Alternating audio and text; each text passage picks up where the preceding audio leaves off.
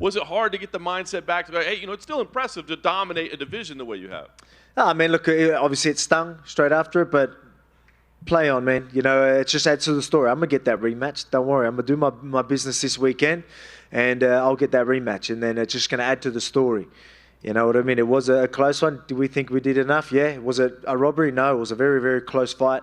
I know that, but I showed you guys and I showed everyone that, I definitely wasn't going to get ragdolled like everyone thought. I ended up on top and really put it on him. But the next one, I'll take that win, and it's just going to add to the story. Last thing for me, and you kind of touched on it there. I mean, a win here obviously would be huge. I know you were impressed with Ilia Topuria. I mean, do you want to continue to defend this belt? Or I wasn't that impressed. Yous were. But, I mean, I'm glad that everyone's impressed because, again, that'll just hype up a future fight.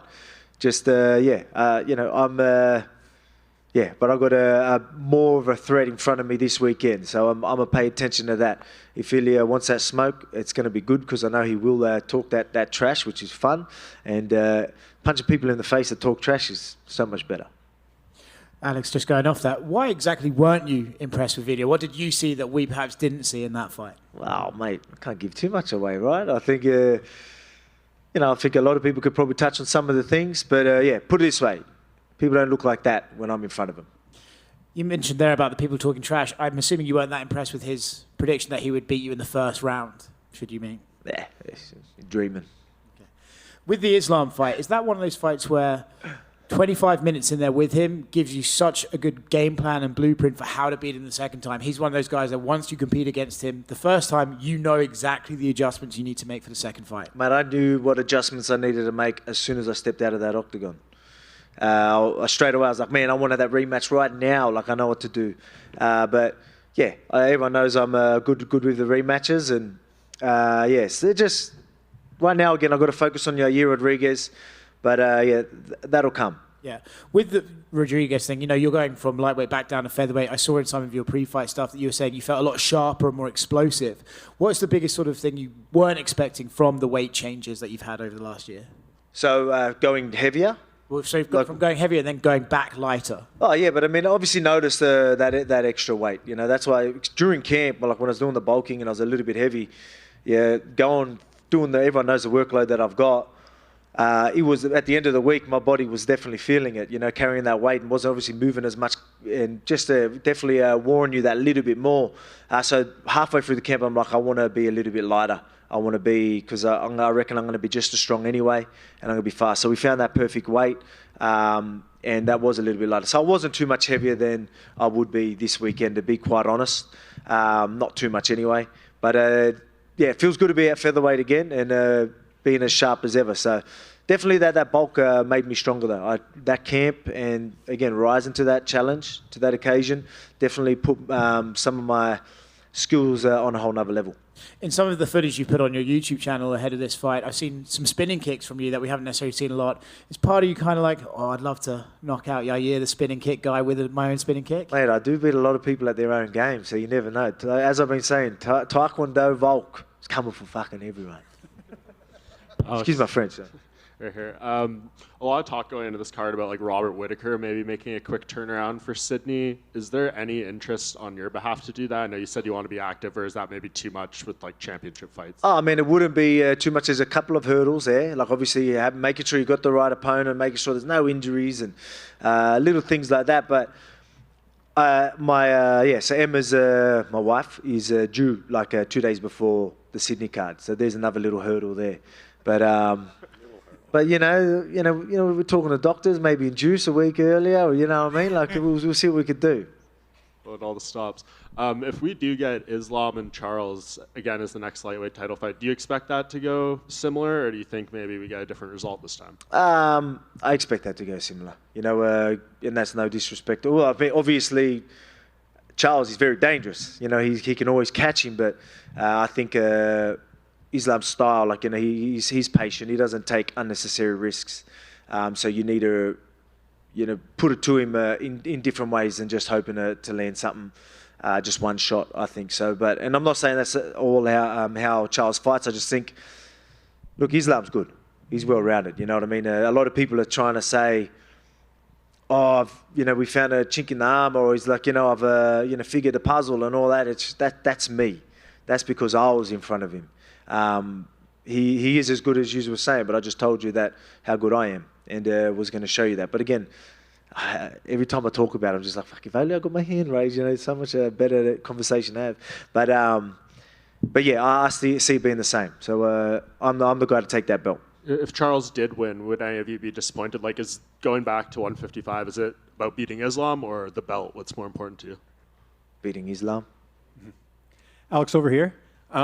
You mentioned Charles Oliveira. What did you make of his performance against Beneil Dariush? He was counted out by a lot of people, and he went out there and made a statement.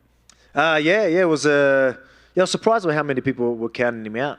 Again, look at who Charles has fought, the who's who, and he's so dangerous. You know what I mean? So I wasn't surprised. I know Dariush is very durable and well-rounded, but I mean, I just thought that matchup wasn't too bad for Charles. And he showed that. Showed again, he's a dangerous dude. So you got to be careful, and you got to approach him the right way. We were here about a year ago when you fought Max Holloway, and you talked about sort of being disrespected a bit by people, calling, there's Max calling him the uncrowned champ and all that. And since then, you've had the fight with Islam, and I know it didn't go your way, but a lot of people felt like you put on a very good effort. How have things changed from the fan perspective? Because I feel like you gained even more fans from that performance against Islam. Yeah. It's obviously the stocks didn't lower after that one anyway. So that's why so many people, were obviously saying to me like, oh, you should be proud, like, oh, because I was surprised. You'd be surprised how many people, didn't think I'd be, thought that I'd probably get manhandled, like, you know what I mean, and didn't think I stood a chance. And there's probably people close to me that thought that. There was vibes I was getting, the whole way through the whole thing is like, almost why you're doing these vibes. So, so a lot of people didn't expect the fight to look like that, even people close to me. And, but yeah, that's why a lot of people, oh man, like you should be so proud. And they were, very, very happy with that. And obviously the fans as well. So everyone, I still got to show myself, but that's why it stung me more that, obviously, it's always going to sting the guy that loses more, but it stung me because I know I could get that job. I know I will. I will get it in the future. But so that's why hearing people congratulating me for losing was pretty tough at the first week. But I understand it. Like it did help with the loss. A lot of people are like, how have you taken it? Look, play on. You know what I mean? I say play on, probably because of my mindset and how I go about things. I just adapt. I've just always been good at doing that, but. That sort of process with everyone being like, wow, you know what I mean? Probably helped a bit too. And last one for me, Max Holloway's fighting the Korean Zombie. If you go out there and win on Saturday, do you think we'll see him move up? Because if you're still champion, I don't think we'll see a fourth fight between the two of you. Yeah, man, that's, everyone's, we've all, I'd like to say I've read that book. You've all read that book, you know what I mean? So, it's a tricky situation for him. He's probably, hoping that Yair takes me out and then he can get a shot. But, I don't plan on that happening. Alex over here, right here. Can I ask what this Band-Aid is on your face? You don't know Nelly? Nelly, you know what I mean? Is that a UFC champion? You know what I mean? Yeah, it is actually, you know what I mean? They get, look, it was a little scratch and, we don't want to get it infected so close to the fight. And so, yeah. Can I ask, because Yair's been in the UFC, like he was in the UFC before you. I think it looks cool too. It doesn't look bad. They custom, they custom made the Mexican belt or whatever it is, and they custom made some Band-Aids for me, Can I ask, how long has Yair been on your radar? Because he was in the UFC and he had a lot of highlights even before you came over. So it felt like there were a lot of breaks in his career. But like, how long has he been on your radar as a future opponent? They're all on my radar, right? Like I keep an eye on everybody, but yeah, he's definitely been right up there. He's had a couple of number one contender fights as well, being in position where,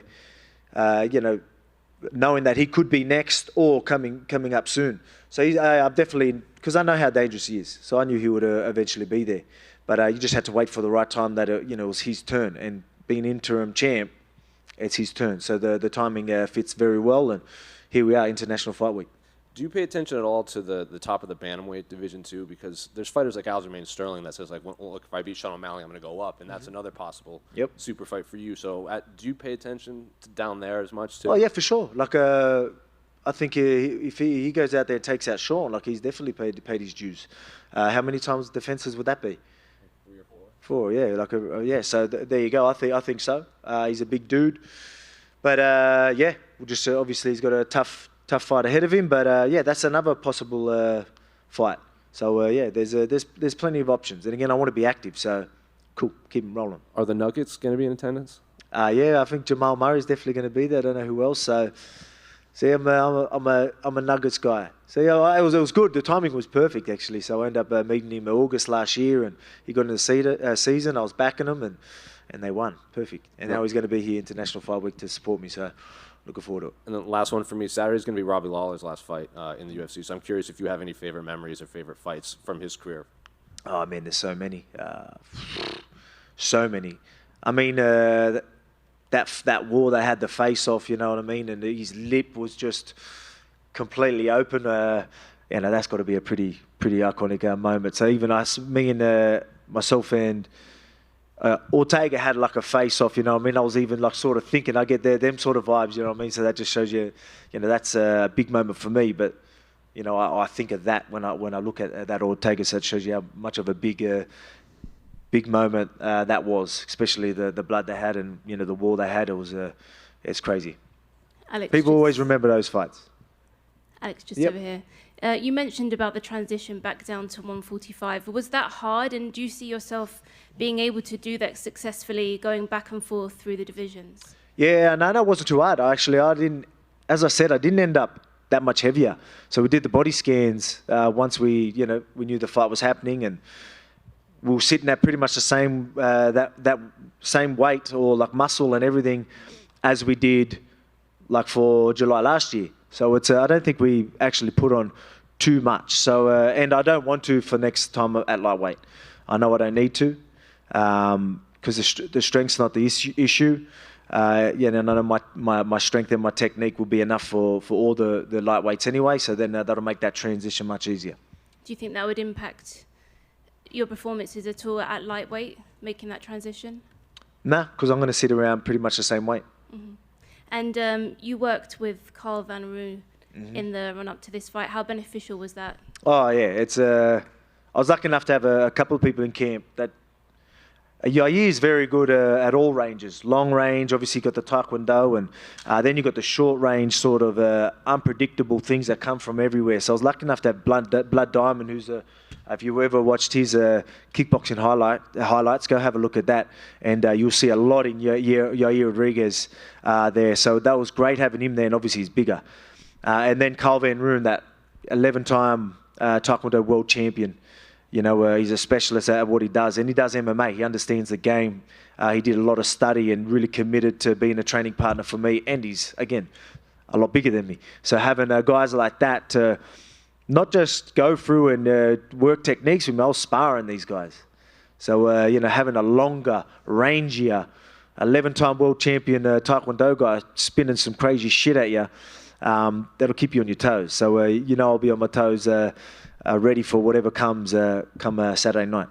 And when you look at Yair's style, what do you think you need to be aware of the most? And how do you see the fight itself playing out?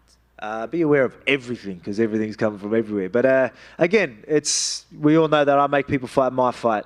There's other things that you know, everyone looks a certain way till I'm in front of them.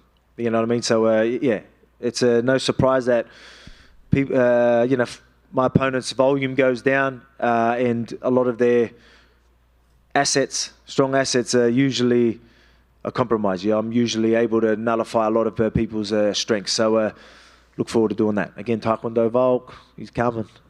Thank you. Alex, over here. You've mentioned before that you consider Conor McGregor a dream matchup of yours, as he's the only UFC featherweight champion you haven't faced. Anything can happen, obviously, but is there any other fighter on the roster? Sorry. I'm right here. Oh. Way back here. Oh, yeah. Oh, at the back there. Sorry, mate. Yeah, there you go. Did you get that first part? Or? Yep. Okay, so anything can happen, obviously, but is there any other fighter on the current roster within the featherweights or lightweights that you would love to face, or even a past fighter that you would love to share the cage with? Oh, yeah, there's plenty, but there's a lot of fun fights at lightweight. You know what I mean? So You never know. What the BMF is going as well. Maybe BMF. You know, we'll go what? Get free belts. You know what I mean? Get a BMF. Get an actual champ that.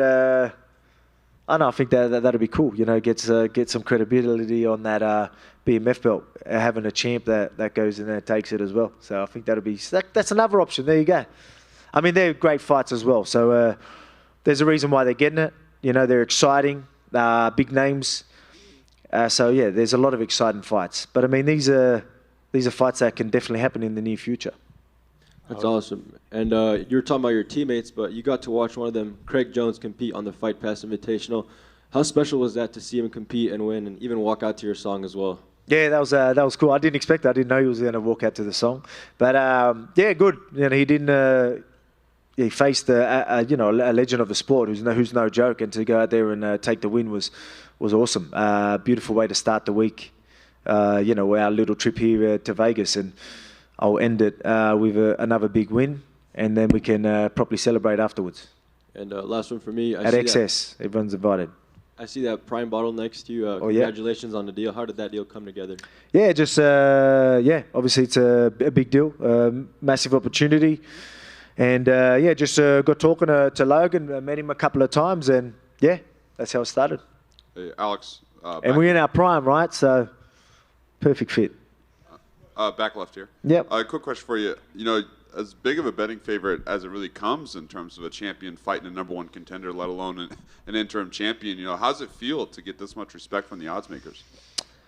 Yeah, it's I think it's well deserved. You know what I mean? That's no disrespect to Yair. I think that's just all because of what I've done, and you know, and again, I always say people can be a safe bet. You know, when you've got the guy that's got the heart, resilience, durability, fight IQ, and all the right stuff. You know what I mean? It makes it very hard for people to take him out. So it's good to see that finally people are really taking note to that. But the beautiful thing about it is, no matter how much of a favorite I am, the mindset that I have, I look at him as a big friend. As I've said, pretty much the whole camp, he's probably the most dangerous guy that's been put in front of me. So I can completely zone out everyone's thoughts on how they think this fight's going to go, because I see these.